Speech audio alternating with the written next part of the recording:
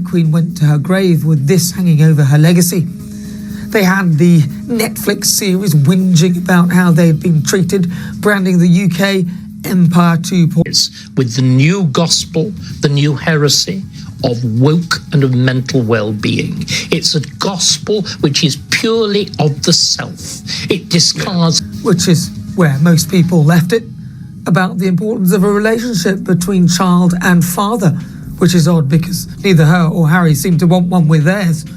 We had that sycophantic podcast archetypes, where Meghan... Prince Harry always imagined that ditching palace corridors for California sunshine would unlock a life of creative deals, streaming cameos, and West Coast respect. But on one glittering night at the Dorian TV Awards, a ceremony run by Galeka, the Society of LGBTQ Entertainment Critics, Hollywood issued its own royal decree. Titles mean nothing if the work doesn't back them up. In the space of 15 jaw-clenching seconds, the Duke of Sussex discovered that a missing HRH can torch more bridges than any tabloid headline. Keep watching, because what happened after those double doors slammed might spell the end of Harry's Hollywood honeymoon. With the wedding, we all loved it. I punched the air when I heard he was with a mixed-race lady. I thought Diana would be so proud. They had the world at their feet. Since Megxit in early 2020, Harry has pitched himself as a rebel royal, part humanitarian, part content creator, part podcast philosopher. He and Meghan sealed a Netflix mega deal, flirted with Spotify, and flashed smiles at A-list soirees. The Dorian TV Awards felt tailor-made, streaming titans in the seats, progressive vibe, no palace etiquette in sight. Yet from the moment Harry's SUV rolled onto the red carpet, without Meghan, paparazzi sensed a subtle chill. His usual breezy grin looked laser-fixed, shoulders stiff under the custom tux. That he has believed in, to his family, to the monarchy, to the country, to his grandmother. Insiders whispered that he expected nothing less than a rock star welcome. Hollywood, it turned out, had other plans, but the real tension was brewing backstage. Long before the limos rolled up to the Beverly Hilton, a sleek 3-sentence message from Team Sussex slid into the inbox of the Dorian TV Awards producers. It wasn't a breezy "can't wait to celebrate" or a writer demanding oat milk macchiatos. It was a formal directive. Please introduce him as His Royal Highness Prince Harry. No smiley face, no wiggle room, just the vintage honorific he'd legally shelved back in 2020. For organizers, the request landed like a marble paperweight on thin glass. They'd fielded diva demands, color-coordinated roses, puppy cuddle rooms, but a title that violated palace protocol? That was new. Much accused a member of the royal family of being a racist. Fast forward a few years later, after putting them through hell, Harry denied racism within the royal family and called it unconscious. Cue a 24-hour flurry of calls between Galeka's board and their legal counsel. The lawyers confirmed what every royal watcher already knew. The 2020 Megxit agreement bars the commercial use of HRH. Breaching it could drag the ceremony into a Windsor-sized PR cyclone, complete with palace press statements and tabloids hunting for scalps. The producers drafted a polite but firm reply. We're honored to welcome the Duke of Sussex. Unfortunately, HRH is not permitted. They even softened the blow with an invite to a pre-show toast. No one expected fireworks, but sources say Harry's camp doubled down. A follow-up email cited precedent from a private veterans gala where the host allegedly used HRH on stage. I think we need a stronger word that you've been using. This man is a traitor to everything that he has believed. Blaming the British press for the interpretation, even though pretty much everyone picked up on it, and he even allowed the accusation against his... The Dorian team did a quick fact check.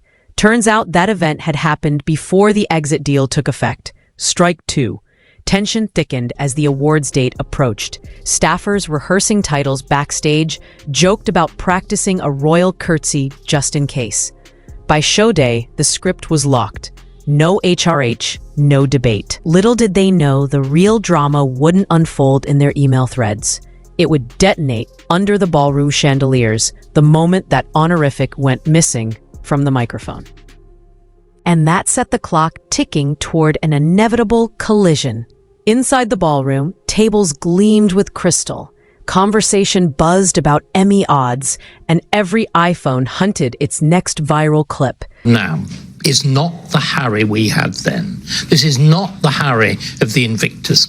Ignoring the hell that they've put their families through, let me run you through my mood board.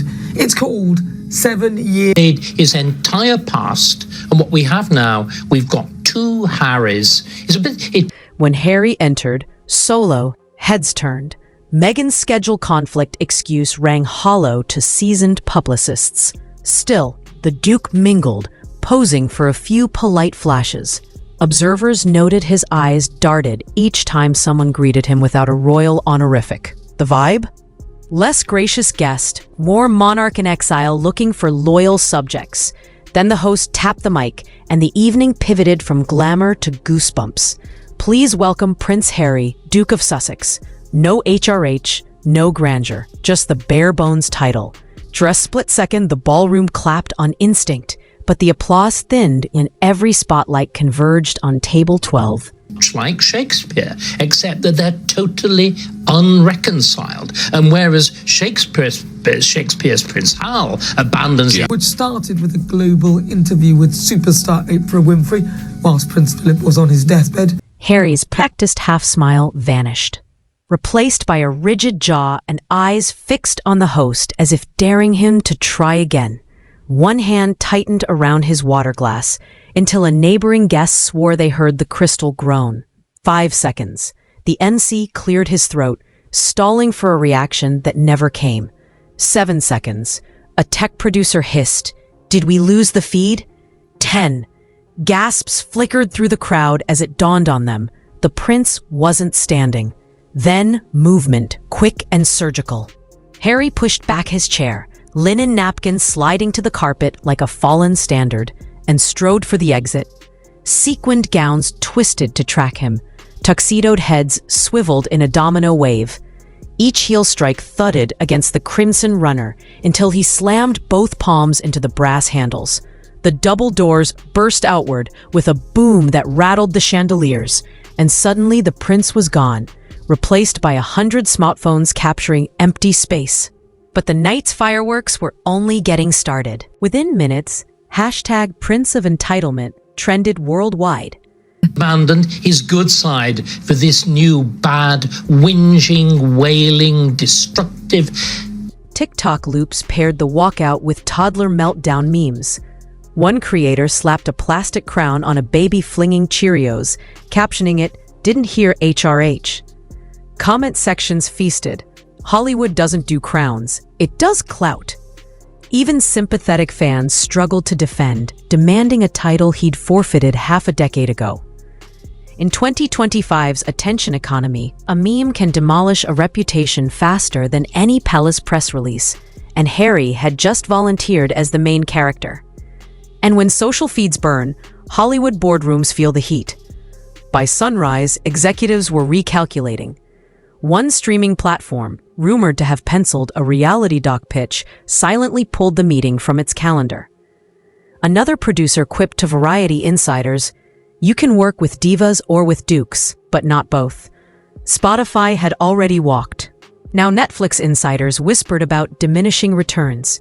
In an industry that gambles on buzz, a royal reputation morphing into a punchline screams risk, not reward.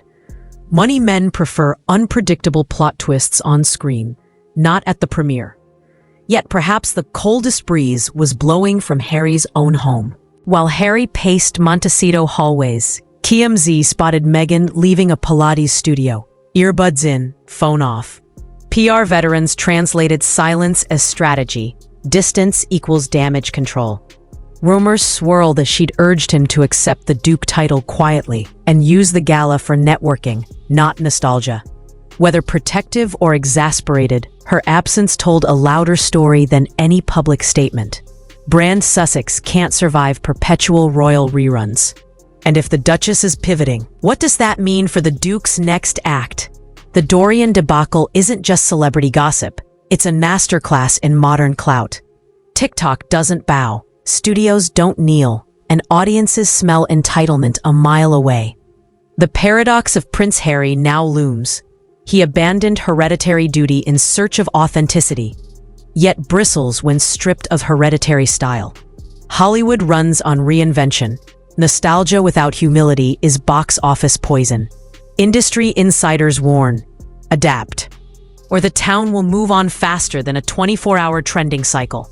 So where does a royal without a realm forge relevance? Prince Harry's glamour to guffaw arc at the Dorian TV Awards leaves one crystal clear takeaway. In America, crowns don't grant immunity. Consistency does. If the Duke wants to own his narrative, he must trade entitlement for evolution, conversation for coronation, and let deeds outrank titles. Because in Hollywood, the only throne that matters is the one called relevance. And it's always up for grabs. Do you think Harry can rebrand? Let us know below, and don't forget to subscribe for more untold celebrity plot twists.